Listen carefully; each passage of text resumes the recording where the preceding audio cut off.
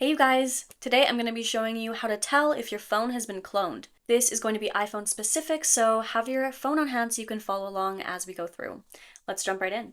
First and foremost, if you don't know what phone cloning is, I'll give you a brief description. So there's two ways that your phone can be cloned. For any smartphone user, this is a genuine concern and it can happen. The first way is by copying your SIM card data as well as your international mobile equipment identity information to duplicate your smartphone on another device. They can then make calls and send text messages for phishing scams. They can access one-time banking as well as other account passwords or make expensive calls to premium rate numbers. The other type of phone cloning is when someone can copy or access your phone data. This is basically where a hacker can install malicious apps on your phone through malware. This is why it's really important to never give your phone away to somebody you don't trust.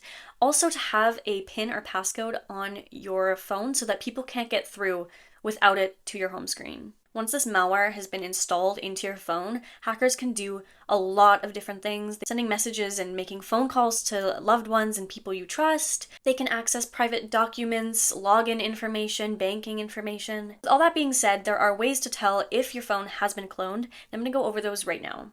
Hey, if you're finding this video helpful, you can also support the channel through super stickers. Super stickers essentially just help fund the channel, and it helps us continue to create content and videos for you guys. Thanks, and let's get back to the video. The most obvious one is to watch out for performance problems. So if your phone is starting to be glitchy and be sluggish and not work properly, this could be an indicator. If your battery is draining a lot faster than it normally does, if it's overheating really fast as well. Don't get too frightened though. I mean, these can also be caused by bug issues and maybe just an old phone. There are ways to fix all of these problems. You can check out Android Authority's guides to speeding up your smartphone and fix battery draining issues. In the case of malware though, look for behavior that's beyond what a software bug might cause. This is going to be to the point where your phone is almost unusable. It's so glitchy, it's so slow, it doesn't respond. There's a noticeable increase in pop-up ads, strange emails, and weird text messages. These could also be signs of a malware-ridden phone. You can check your device for malware by just going through the apps on your phone and seeing if there's any ones that you don't recognize, any suspicious looking ones. To do this, you're just going to launch your settings. And you're going to go into your apps here near the bottom, and you'll just scroll through and look over all of them. Make sure there's none that you don't recognize or any that you didn't download yourself. If you do find suspicious looking apps or apps that you didn't download, then your best option would probably be to reset your phone. Another thing to look out for are suspicious looking calls or unusual calls on your phone bill. So normally hackers will clone your SIM card to make expensive calls. And if you're finding that you're being charged for phone calls that you didn't make, then this could be an indicator as well that your phone has been cloned.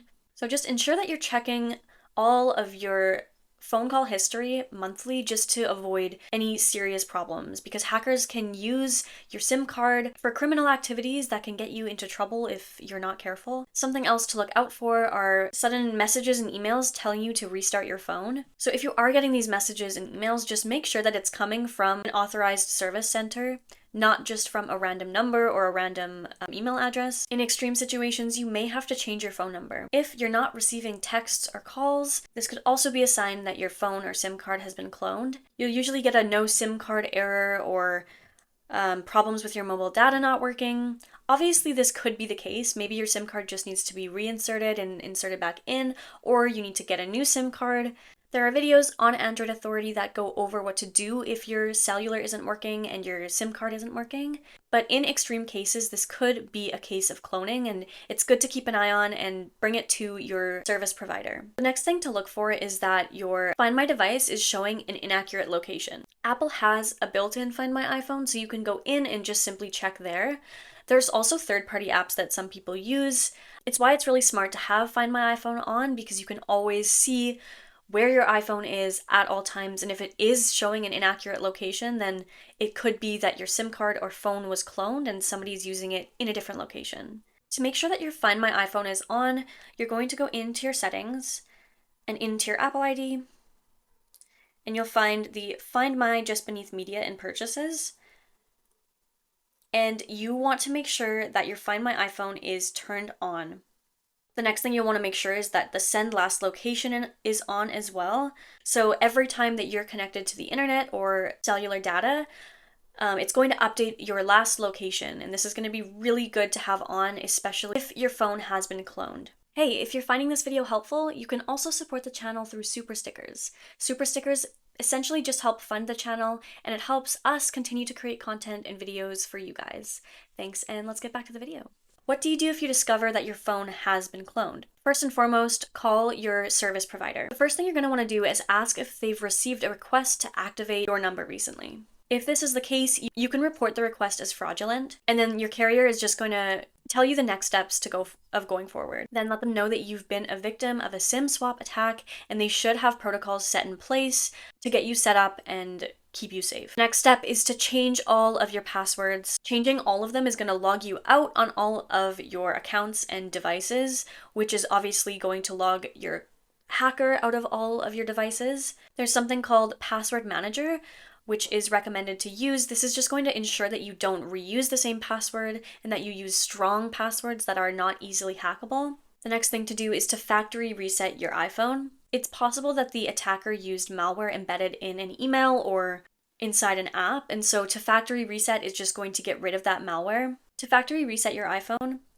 you're going to launch your settings, and then you're going to go into General, and scroll down to the bottom, and you're going to select Transfer or Reset iPhone. And this is where you'll find the reset option here, and you're going to reset your whole iPhone. The last thing is to disable SMS logins. This isn't going to help you recover from a cloned iPhone, but it's good advice, and it's going to help prevent this from happening in the future. A more secure alternative would be to enable an app-based two-factor authentication code, and this is just going to give you more security and once again, just prevent this from happening. Another preventative method would be to avoid using public Wi-Fi networks and never ever respond to a text message that you think is spam or seems a little bit suspicious. Responding can give an immediate in for that hacker. Also, clicking on links. There's been a huge increase in spam text messages coming through with links. I know I get them from RBC and the CRA. They're not real. Alrighty, you guys, that's it for today's video. Thank you so much for tuning in. I hope that all of this information was helpful to you.